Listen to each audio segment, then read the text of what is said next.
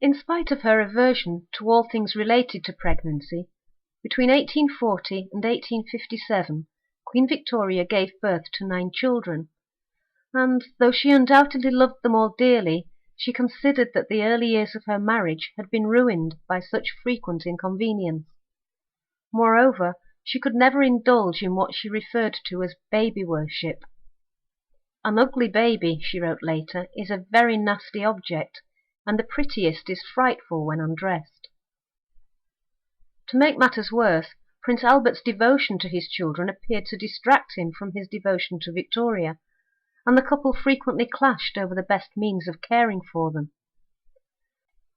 Fortunately, within a short time Victoria yielded to Albert's superior understanding, and as the children grew from babyhood, both parents shared a deep concern for their welfare and development.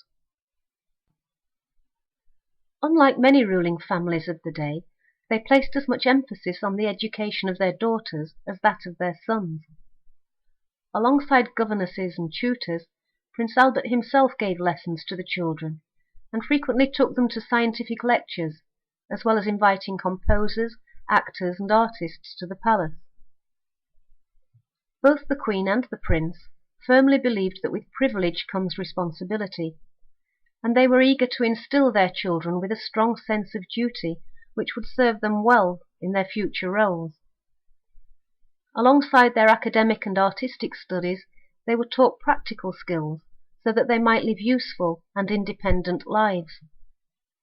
At Osborne House on the Isle of Wight, Prince Albert had erected the Swiss cottage, a specially imported playhouse in which there was a kitchen with small ovens and utensils, so that the children could learn to cook and entertain their parents and other guests. Outside the cottage, 9 little gardens were laid out in rows, and each child was given a plot in which to grow flowers and vegetables, which their father would purchase from them at market prices. Life was not all duty and study.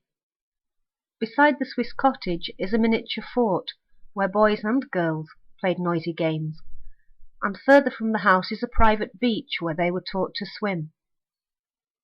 Christmas was a very special time for the family.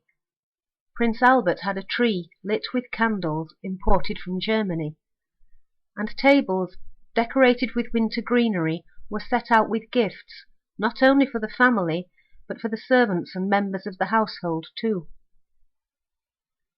Scenes of this happy domesticity not only restored the image of the monarchy, but created a model on which the ideal of Victorian family life was based.